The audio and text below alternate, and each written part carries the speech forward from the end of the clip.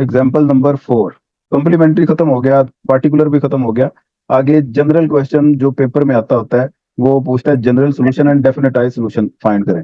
तो उसके लिए पार्टिकुलर और कॉम्प्लीमेंट्री फंक्शन हमें चाहिए होते हैं, वो निकालने आ गए तो समझे मेन काम हमारा हो गया। अब हम जनरल और डेफिनेटाइज सोल्यूशन फाइंड कर सकते हैं। Page number 507, -2y equal -10।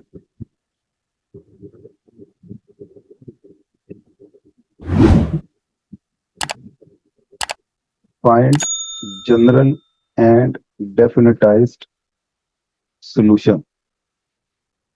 Also tell the nature of time path. ये भी साथ ही पूछ लेते हैं ताकि ये भी हमें फाइंड करना आ जाए। और साथ दो कंडीशंस गिवन होंगी, उन्हें कहते हैं इनिशियल कंडीशन। लास्ट टाइम तो मैंने कहा था इनको काट दे, इनकी जरूरत नहीं है, आज इनकी जरूरत पड़ेगी हमें। y0 इक्वल है 12 और y-0 इक्वल है -2। यहां तक लिखें जल्दी से, फिर बताएं मुझे स्टार्ट करवाऊंगा। द पार्टिकुलर इंटेग्रल, जी जल्दी बताएं पार्टिकुलर इंटेग्रल क्या होगा इसका। A1 क्या है? 1 है। जल्दी जल्दी बताया करें मुझे, A1 फिर खुद लिखना पड़ता है। A2 क्या है? A2 2 -2 है, 2 कहाँ से आ गया? मैं खुद ही लिख लेता हूँ, रहने देना की मेहरबानी। ये B-10। तो YP का फार्मूला बनेगा B/A2 जी -10 ओवर -2। तो 5 आंसर। 5। उसके बाद द कॉम्प्लीमेंट्री फंक्शन, इधर फिर हमें A1 का स्क्वायर, वो क्या A1 ही है 1 और दूसरा आएगा 8 और -8 बड़ा होगा तो ये दो डिस्ट्रिक्ट बनेंगी A1 -8 बड़ा कहाँ से होगा? A1 स्क्वायर बड़ा होगा छोटा छोटा छोटा होगा तो पहला केस बनेगा जी। सो YC का फार्मूला होगा इक्विवेलेंट डिस्टिंक्ट। तो कॉम्प्लीमेंट्री YC का क्या फार्मूला होगा? A1 ER1T ER1T plus A2 ER2T। शाबाश। अब R1 और R2 वो फाइंड करेंगे। -A1 -1 प्लस -1 स्क्वायर -4 -2 ओवर 2 तो ये बनेगा 1 प्लस माइनस -A1 A1 का स्क्वायर -4 A2 ओवर 2। इसमें वैल्यूज पुट की, -1 प्लस -1 का स्क्वायर 1 ही होता है, -4 इंटू -2 डिवाइडेड बाय 2। ये सारा सॉल्व किया, 9 बन गया, उसका अंडर रूट लिया तो 3 बन गया। तो R1 R2 -1 प्लस -3/2। R1 आ गया -1 प्लस 3/2। R2 आ गया -1 -3/2। R1 1 आ गया, R2 -2 आ गया। -2 complementary function from complementary formula YC equal A1 E minus T A1 ET plus A2 E-2T। D यहां तक तो पुराना काम, कोई ऐसी दिक्कत वाली बात नहीं। जनरल सोल्यूशन, यहां से नया काम शुरू हो रहा है, ध्यान से समझना है। The general solution, we know that general solution YT से डिनोट किया जाता है। ये Y C plus Y P करके आता है। सो वाई टी बन गया ए ई की power T plus A two E की power -2 T plus Y P क्या था हमारे पास 5 था। सर 5 लिख लिया। अब ये इस 5 को देख के ये हमें पता चल गया था ना स्टैटिक इक्विलिब्रियम है। जी ठीक है, ये जनरल सॉल्यूशन आ गया।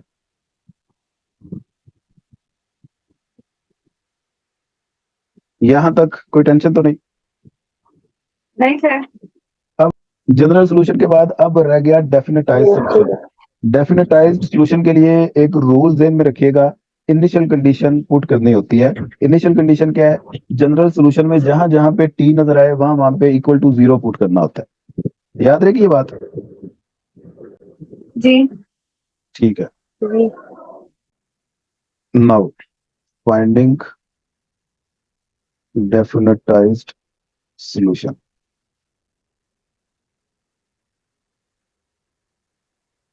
The initial condition. Initial condition क्या है? Put T equal 0 in general solution. T equal to 0 in general solution का मतलब कि वाई, ये वाई टी है। अब मैं वाई 0 लिखूंगा। जी ए ई की पावर 0, ए वन है ये, ए वन ए की power 0 plus A two E की पावर, ये भी 0 बन गई, +5। जी अच्छा, ई की पावर 0 इक्वल टू 1 होता है। कोई भी चीज उसकी पावर 0 कर दे 1 के इक्वल होती है ना। ए one into one plus A two into one +5, तो 1 मल्टीप्लाई होके खत्म हो जाएगा। ए वन प्लस ए टू +5, यहां तक समझ आ गई बात। जी अब y0 क्वेश्चन में गिवन है, किसके इक्वल है भला? 12 के। हाँ, इधर इधर लिखते हैं बट y0 इक्वल एट 2। तो 12 equal a1 plus a2 +5। Okay हो गया। तो ये आ गया a1 प्लस a2 इक्वल 7। जी इसे इक्वेशन 1 कहते हैं। यहां तक लिख लें जल्दी फिर बताएं। अब आपने क्या करना है? Taking derivative of general solution.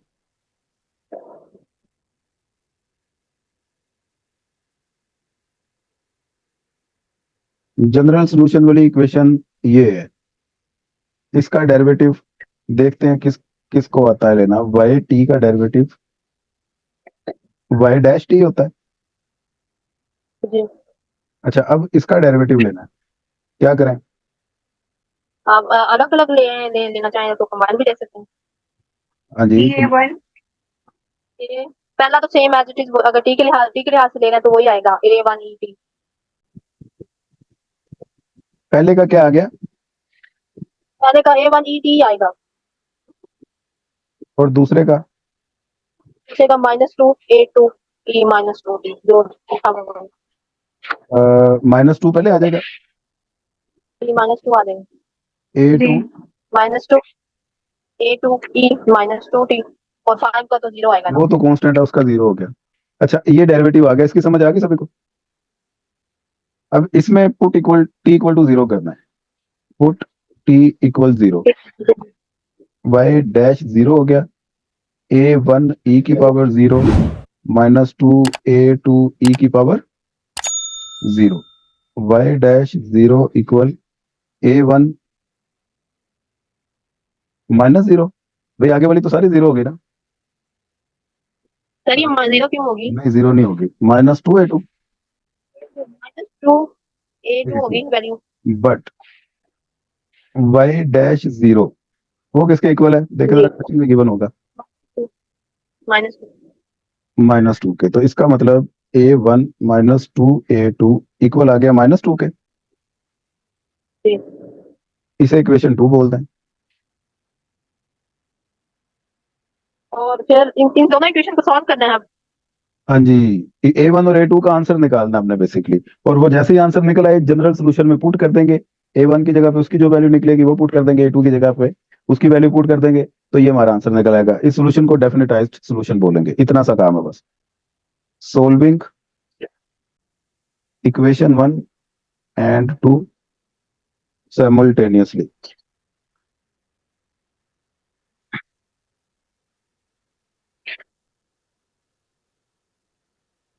तो आप जल्दी से सोल्व करके मुझे A1 और A2 के आंसर बताएं क्या आ रहे हैं। ये तो जुबानी जुबानी काम है, देख के नजर आ रहा है मुझे। अगर दोनों इक्वेशंस को सब्ट्रैक्ट करेंगे A1 कैंसिल हो जाएगा, A2 का आंसर निकल आएगा। बताएं जरा सर शाबाश। A1 कैंसिल नहीं, A2 कैंसिल होगा, उसके लिए हमें इक्वेशन 1 को 2 से मल्टीप्लाई करना वो पड़ेगा, भी आप कर इसीलिए सकते हैं, लेकिन वो अगर आप दोनों इक्वेशंस को डायरेक्ट सब्ट्रैक्ट कर दें तो A1 कैंसिल नहीं होगा। उस तरीके से कर दें। जिस तरह मर्जी करें, दोनों तरीके ठीक है, आंसर सेम आता है। A2 इक्वल 3 आ रहा है मेरे पास, आप चेक कर लें आपके पास क्या आता है।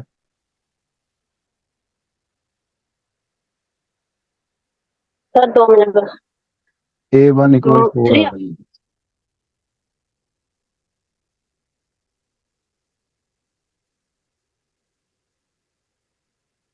सर A2 मेरे पास 3 आ रहा है। मेरे पास भी ये है ना, आगे A1 4 है, आप चेक करो क्या आ रहा है।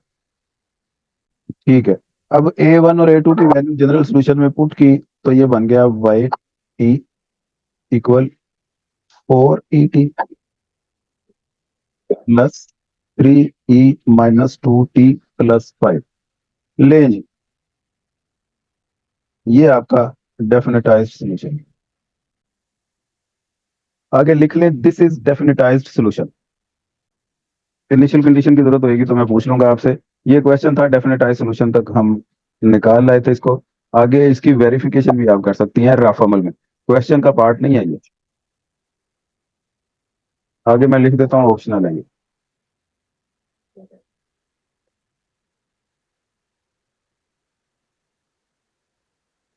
उसमें आपने क्या करना है, ये जो आपका डेफिनेटाइज्ड सॉल्यूशन निकला है ना, उसका डेरिवेटिव लेना है। क्या लेना है? डेरिवेटिव इसी का।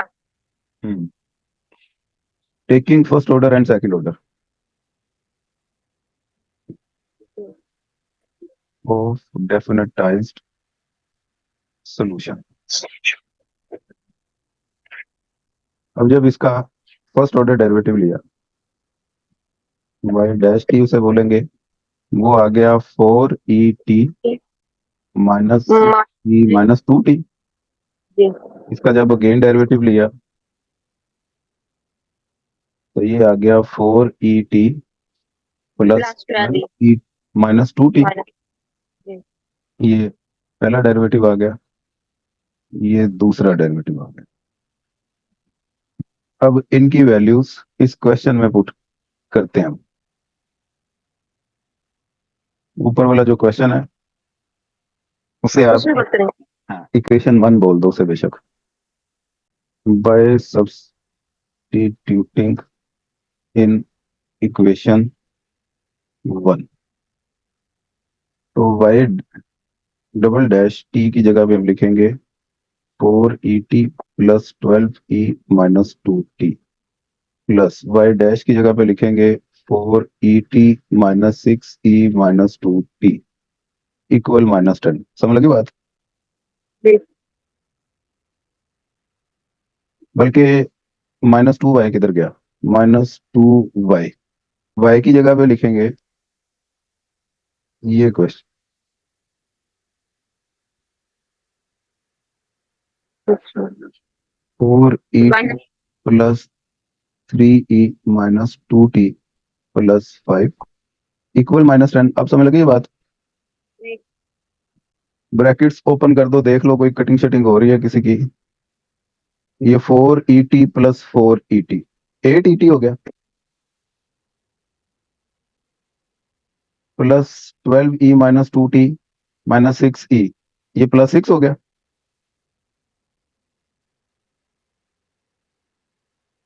माइनस ये 2 इस 4 से मल्टीप्लाई हुआ 8et -6 E minus 8 -10 इक्वल -10, ये देखो जरा सही लिखा मैंने। -10 is equal to minus। जी सर। अब ये 8ET -8 से कैंसिल, ये 6 इससे कैंसिल, तो हमारे पास -10 इक्वल -10 आ गया। तो ये भी कैंसिल हो गए। कैंसिल कहाँ से हो गए, ये -10 इक्वल -10 आ गया, यही तो प्रूफ करना है कि लेफ्ट हैंड साइड इक्वल है राइट हैंड साइड के, कैंसिल थोड़ी अंदर। Proof that left hand side equal to right hand side, इसका मतलब है जो हमने सोल्यूशन किया है वो बिल्कुल ठीक किया है। अब ये मैं फिर बता दूं कि ये सिर्फ आपकी अपनी तसल्ली के लिए है, ये सोल्यूशन वेरिफिकेशन क्वेश्चन में करने नहीं बैठ जाना आपने। अगर टाइम हो आपके सर पास तो राफा कौन में करेगा? करके आप चेक कर सकती हैं आंसर ठीक आया कि नहीं आया। उसके बाद आगे जो क्वेश्चन नंबर 4 में उन्होंने पूछा हुआ है, dynamic stability. Dynamic stability R1 और R2 इनको देखते हुए आपने बताना है, अगर तो दोनों R नेगेटिव हैं तो आपने कहना है कि इक्विलिब्रियम आपका डाइवर्जेंट कन्वर्जेंट है। अगर आपका एक नेगेटिव एक पॉजिटिव हो गया तो ये आपका इक्विलिब्रियम कन्वर्जेंट हो जाएगा, डाइवर्जेंट हो जाएगा। The roots are real and distinct.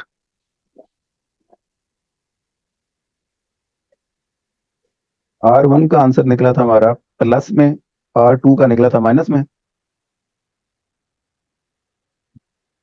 और वन का सर दो मेंशन करिए। ये डेफिनेट सॉल्यूशन को देख के नहीं नजर आ रहा, सामने तो लिखा हुआ। हाँ जी, R1 का प्लस में, R2 का माइनस में। R1 is positive and R2 is negative. That's why the equilibrium is dynamically unstable और divergent. जब एक माइनस में एक प्लस में आए तो इसे डाइवर्जेंट बोलते हैं या अनस्टेबल बोलते हैं। दोनों ही नेगेटिव आए तो इसे कन्वर्जेंट या स्टेबल बोलते हैं। इधर नोट बना के लिख लो, if both R1 and R2 are negative, then equilibrium is dynamically stable or convergent, otherwise divergent होगा। सर अब मैं बुक ओपन कर रहा हूँ। Find the general solution of differential equation in problem ना ना ना, 2 नंबर नहीं करनी दोबारा पर, find the general solution of, ये क्यों खा गई है? Each differential equation in problem 2, in problem 2। In problem. तो प्रॉब्लम मैंने एग्जांपल ये है, इस प्रॉब्लम 2 के 4 पार्ट हैं, जितने भी पार्ट हैं उन सभी का आपने जनरल सॉल्यूशन फाइंड करना है and then definitize solution with initial conditions, जो कि ये गिवन है, हर किसी में ये इनिशियल कंडीशन लगानी है, ये आपने फाइंड करना है। और अब आप बताएं, ये आप एग्जांपल 2 करके बैठी हुई हैं। हाँ जी, मैं एग्जांपल 2 के क्वेश्चन के लिहाज से सवाल इसी तरह किया, बस एग्जांपल 2 के क्वेश्चन को देख के ना उसकी स्टेटमेंट लिख के क्वेश्चन किया मैंने। जरा एग्जांपल 2 का आपने किया ना, हाँ जी, एग्जांपल ये करना आपने, ये बोले क्वेश्चन 2 के चारों पार्ट थे। अब ये आज दोबारा करोगी, सर। अब ये दोबारा आते हैं करके इनके टाइम पाथ भी फाइंड कर लो कि डायनामिकली स्टेबल है कि नहीं है, ये काम भी हो जाएगा। जी।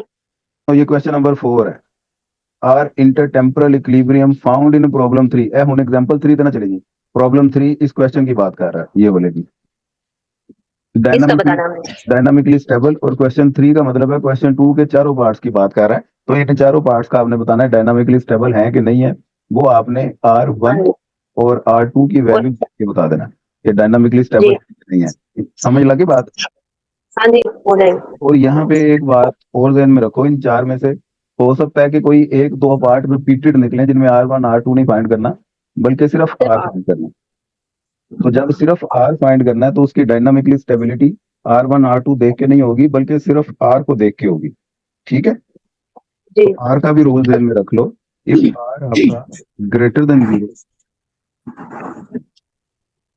तो इसे डायनामिकली अनस्टेबल बोलते हैं। लिख लो, जी लिख लिया। लेस देन 0 हो जाए तो ये डायनामिकली स्टेबल या कन्वर्जेंट होता है। और अगर R इक्वल टू 0 आ जाए, ये भी तो हो सकता है। जी। जीरो आ गया तो इसे आपने कह देना है perpetual. Time path is dynamically perpetual और यूनिफॉर्म। तो ये आगे क्वेश्चन नंबर 5 है, वेरीफाई करें एग्जाम्पल 5 को, ये कंडीशन को सेटिस्फाई कर रहा है कि नहीं कर रहा है, ये करना है आपने। छठा क्वेश्चन काट दें, पहले 5 क्वेश्चन करते हैं और ये एक्सरसाइज ये 5 के लिहाज से इनिशियल कंडीशन उसने बताई होगी, हम उसके लिहाज से करना है। हाँ जी।